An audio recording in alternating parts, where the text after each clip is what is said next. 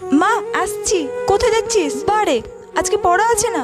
শোন মনা, তুই স্যারকে বলবি এই সন্ধ্যাবেলার দিকের পড়াটা সকালবেলার দিকে করিয়ে দিতে। তোর আস্তে আস্তে সেই কত রাত্রি হয়ে যায় বলতো। বলবো এই ফোনটা নিয়ে যা। আর শোন, পড়া হয়ে গেলে কিন্তু কোচিং থেকে একদম বের হবি না। তুই আমাকে নাহলে তোর বাবাকে যে কোনো একজনকে ফোন করবি, আমরা গিয়ে তোকে একজন নিয়ে আসবো, ঠিক আছে? আসছি। সন্ধ্যা 7টা বেজে গেল, মেয়েটা এখনো পর্যন্ত একটা ফোনও করলো না।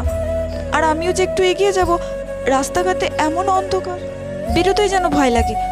অন্যদিন তো মেয়েটা অনেক আগেই ছুটি হয়ে যায়, বাড়ি চলে আসে। আজকে তো দেরি হচ্ছে কেন? মা, মা, আমি এসব কি ভাবছি? না না, অন্ধকার হোক আর যাই হোক, আমি এক্ষুনি আমার মেয়ের কাছে যাব। ও মা, মনা, তুই ফোন করলি না, একা একা চলে আসলি কেন? তুমি যে ফোনটা দিয়েছিলে ওই ফোনটা তো চার্জই শেষ হয়ে গেছিল, সেই জন্য স্যার বাড়িতে দিয়ে গেল। আমি কত চিন্তা করছিলাম জানিস, এই সমাজে মেয়ের মাদের এইভাবে ভয় কাটাতে হবে না।